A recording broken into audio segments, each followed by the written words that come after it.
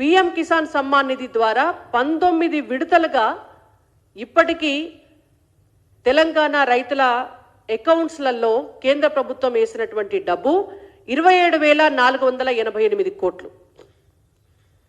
27,488 కోట్లు అక్షరాల ఈ 19 విడతలుగా తెలంగాణ రైతుల అకౌంట్లలోకి వచ్చిన పైసలు. ఒక్కసారి మాటిస్తే, ఒక్కసారి మొదలు పెడితే ఈనాటి వరకు బ్రేక్ కాలేదు ఆ స్కీమ్ ఏదైతే ఉందో. రైతులు ఎదురు చూడకముందే అకౌంట్లకు పైసలు వచ్చినాయి. మరి వరంగల్ రైతు డిక్లరేషన్ పెట్టి సోనియా గాంధీని, ప్రియాంక గాంధీని, రాహుల్ గాంధీ గారిని పిలిచి రాహుల్ గాంధీ గారి చేత మాట్లాడిపించి వరంగల్ రైతు డిక్లరేషన్లో చెప్పినారు, కాంగ్రెస్ పార్టీ అధికారంలోకి వస్తే ప్రతి రైతుకు 15,000 రూపాయల రైతు భరోసా, ప్రతి కౌలు రైతుకు 15,000 రూపాయల రైతు భరోసా, ప్రతి రైతు కూలీకి 12,000 రూపాయల రైతు భరోసా ఇస్తామని చెప్పి ఇప్పటికీ 2023లో వీళ్ళ అధికారంలోకి వచ్చినప్పుడు అప్పుడు వానాకాలం పంటకు పెండింగ్, ఒక్క రూపాయి కూడా ఇయ్యలే. 2024 యాసంగి ఇయ్యలే, వానాకాలం ఇయ్యలే. 2025లో మొన్న అయిపోయినటువంటి యాసంగి పంటకు సగం రైతులకు ఇచ్చిండ్రు.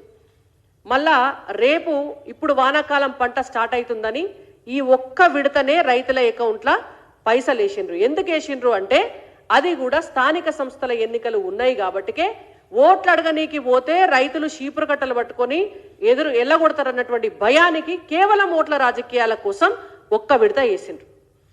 లెక్కకైతే 2023 వానాకాలం, 2024 యాసంగి వానాకాలం, 2025 యాసంగి సగం. మీరు ఇస్తాన్నటువంటి 15,000 కాకుండా 12,000 చొప్పున లెక్కేసినా మీరు ఒక్కొక్క రైతుకు 21,000 బాకీ ఉన్నారు. ఇప్పటికీ 6,000 రూపాయలు ఇచ్చి పాలాభిషేకాలు చేయించుకుంటున్నారు. 9 రోజులలో 9,000 కోట్లు ఇచ్చినామని చెప్పి మీరు ప్రగల్భాలు పలుకుతున్నారు. ఒక్క రైతుకి మీరు ఎకరానికి 6,000 ఇచ్చే ఇన్ని ప్రగల్భాలు పలుకుతున్నారు. మరి మీరు బాకీ ఉన్న 21,000 రూపాయలు ఎవరిస్తారో ఇవాళ మీరు సమాధానం చెప్పాలి తెలంగాణ రైతులకి. తెలంగాణ రైతుల పక్షాన భారతీయ జనతా పార్టీగా మేము డిమాండ్ చేస్తున్నాం, బాకీ ఉన్న పైసలు కూడా రైతుల అకౌంట్లలో వేయండి.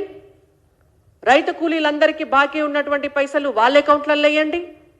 కౌలు రైతుల లిస్టు బయటపెట్టి వాళ్లకు కూడా న్యాయబద్ధంగా రైతు భరోసా పైసలు వేయాల్సిందే అని చెప్పి బీజేపీగా మేము డిమాండ్ చేస్తున్నాం.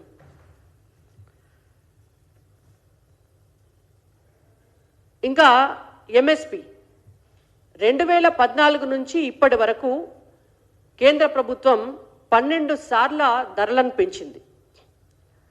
రైతు ఉత్పత్తుల ధరలు పెంచి రైతులకి డబ్బు చేతికి అందాలే, ఆరుగాలం తిప్పలబడ్డటువంటి రైతులకి పంట అమ్ముకుంటే దిగుబడి పైసలు వాళ్ళు బతికేటందుకు ఉపయోగపడాలనేటువంటి ఉద్దేశంతో దాదాపుగా 12 సార్లు పెంచినాం.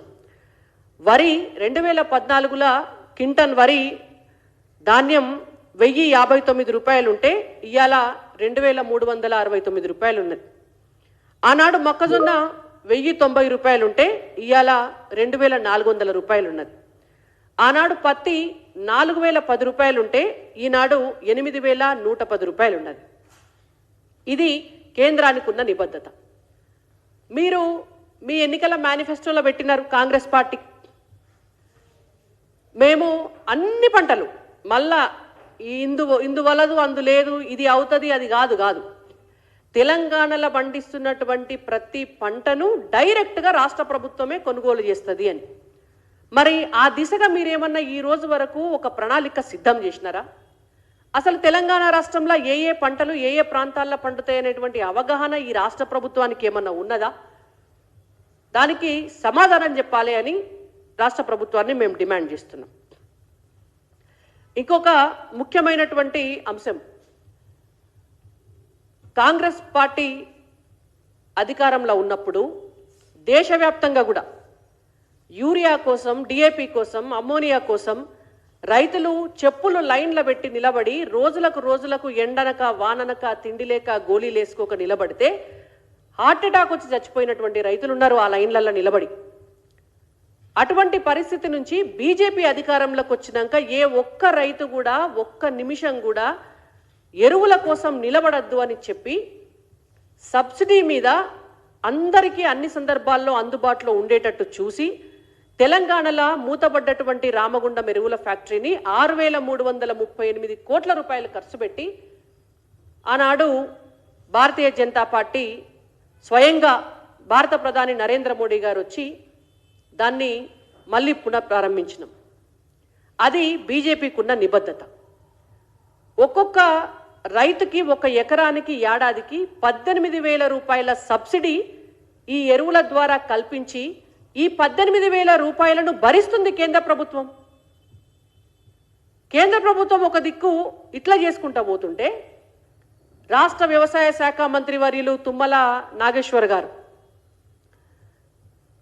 మార్క్ ఫెడ్ నష్టాలల్లో పడ్డదట, తెలంగాణ రాష్ట్ర ప్రభుత్వం అడుక్క తింటాందట. అందుకని తెలంగాణలో ఉన్నటువంటి రైతులందరూ యూరియా బస్తాలు తీసుకుంటే యూరియా బస్తాకు ఒక్క బస్తాకు 25 రూపాయల రవాణా ఖర్చులు రైతులు భరించాలి అని వాళ్ళ రాష్ట్ర ప్రభుత్వం నిర్ణయించింది. సిగ్గుండాలే రేవంత్ రెడ్డి గారికి, తుమ్మల నాగేశ్వర్ గారికి. ఒక దిక్కు కేంద్ర ప్రభుత్వమేమో రైతులకు సంవత్సరానికి ఒక్క ఎకరానికి 18,000 రూపాయల సబ్సిడీ మీద రైతులకు ఎరువులు ఇస్తుంటే, యూరియా ఇస్తుంటే, మీరేమో ఒక్కొక్క బస్తాకు 25 రూపాయలు రవాణా ఛార్జ్ కట్టాలన్నా రైతులు. దేనికి కట్టాలి? మీరు కనీసం కేంద్ర ప్రభుత్వం సబ్సిడీ మీద ఇస్తున్నటువంటి యూరియా బస్తాలను రైతులకు అందించేటటువంటి కార్యక్రమాన్ని కూడా చేయలేనప్పుడు ఇక మీ ప్రభుత్వం ఉన్నది ఎందుకు? దేని కొరకు మీ ప్రభుత్వం ఉన్నది? కాబట్టి బీజేపీ తరఫున మేము డిమాండ్ చేస్తున్నాం, మీరు ఏదైతే నిర్ణయం తీసుకున్నారో యూరియా బస్తాల సరఫరాకు రవాణా ఖర్చు కింద 25 రూపాయలు ప్రతి యూరియా బస్తాకు రైతుల నుంచి తీసుకుంటున్నామని ఏదైతే నిర్ణయించిండ్రో ఖచ్చితంగా ఆ నిర్ణయాన్ని రాష్ట్ర ప్రభుత్వం వెనక్కి తీసుకోవాలా, రైతులకు క్షమాపణలు కూడా చెప్పాలని చెప్పి ఉచితంగా వారికి ఆ రవాణా ఖర్చు లేకుండా కేంద్ర ప్రభుత్వం ఇస్తున్నటువంటి ధరకే వారికి యూరియా బస్తాలను అందించాలని చెప్పి బీజేపీ తరఫున మేము డిమాండ్ చేస్తున్నాం.